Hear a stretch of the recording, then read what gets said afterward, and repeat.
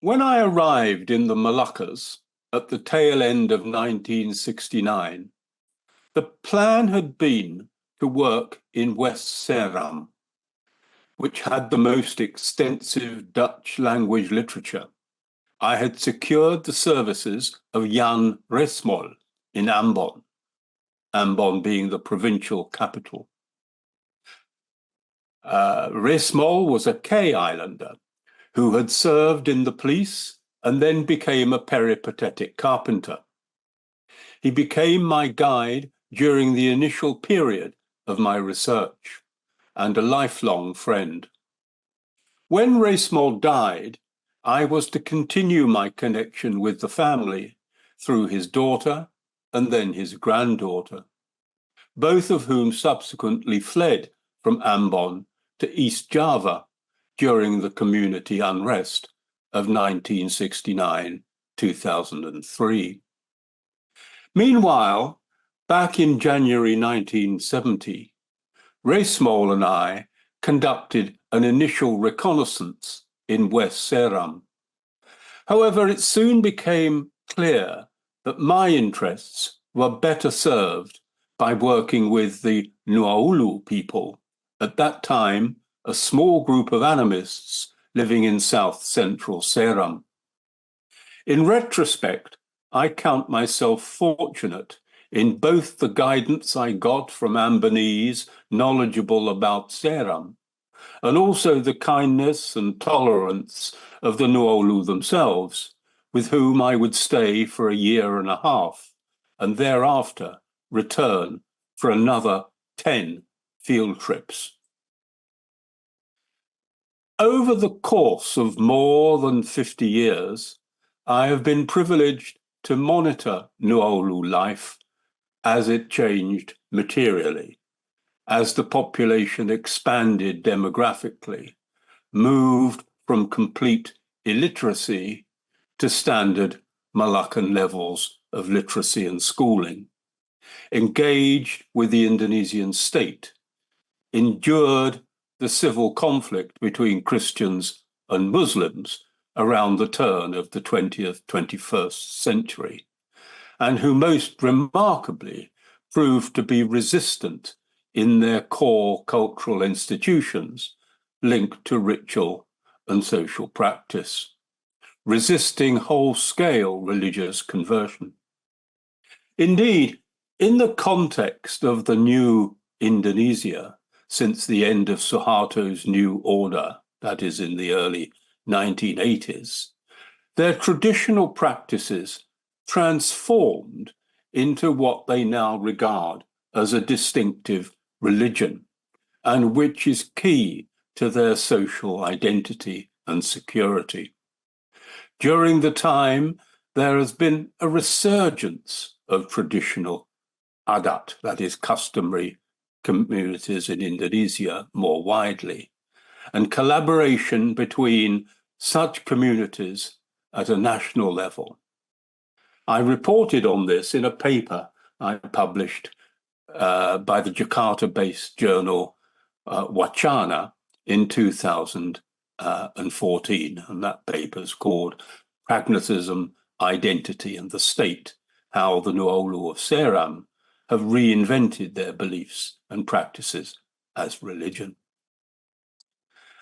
I made good friends amongst the Nuaulu, whose children and now grandchildren have gone on to do great things, to attend university, and in the case of a Matoke woman, Unanatu, to co-author the first Nuaulu Indonesian dictionary. Not all Nuaulu friends progressed along such idealized trajectories. Napuai Somori, who I was perhaps emotionally closest to from the time we first met in 1970, was caught up in a conflict with migrant settlers over forest resources in the early 1990s. He was tried in court and imprisoned with others for head-taking, long thought to have been abandoned, but who was released after only 7 years under the terms of a presidential amnesty. My doctoral fieldwork between 1969 and 1971 was, as I've explained, mainly focused on the dynamics of shifting cultivation. It was an attempt to explore patterns of settlement, of ecology, and perceptions of the natural world. But other contemporary events and the intrusion of Indonesian political developments were a constant intellectual distraction.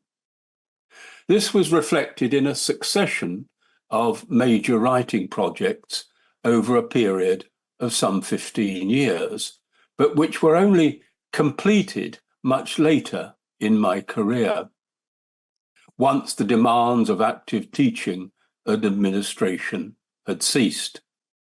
There was an edited work with my colleague Bill Watson on witchcraft and sorcery in Southeast Asia, emanating from an international conference organised in Canterbury at the University of Kent in 1992.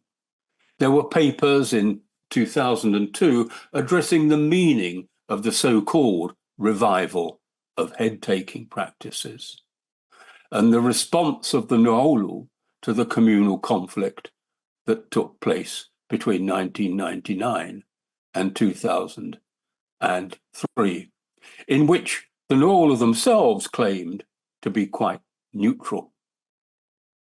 More substantially, there were 2 monographs.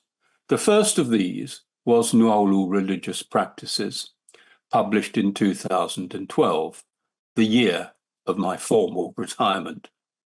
The book was about the frequency and reproduction of rituals in a Malaccan society.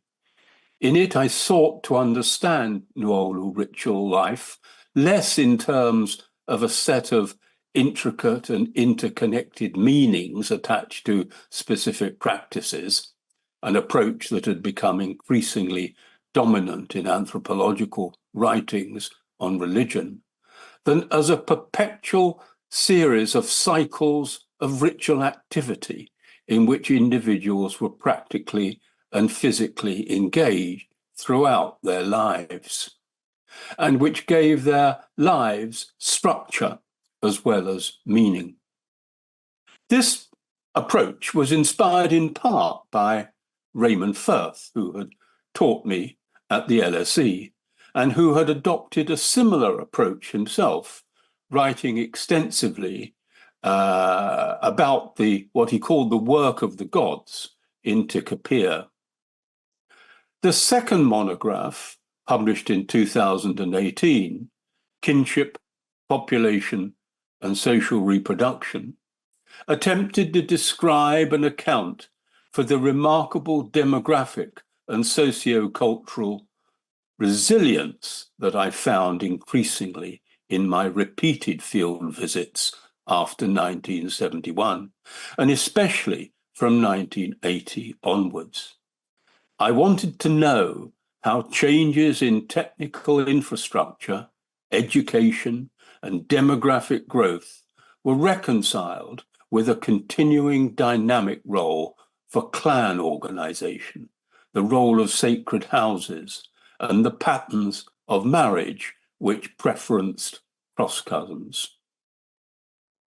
Although these projects and their published outcomes have occupied a major slice of my academic life and drew on the theoretical baggage which I had acquired at the LSE and subsequently, especially with respect to the ethnography of Southeast Asia.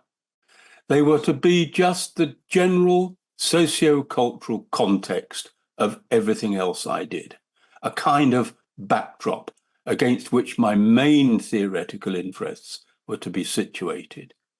Despite the many questions which these projects posed in my mind, all of this in 1971 was for the future. My main focus, as I concluded my doctoral work, was the very concrete conditions of Nuaulu life as I had recorded them through the endless diet sheets, work schedules, production statistics, field measurements, and such like that I had promised my supervisors at the LSE and which they had insisted upon.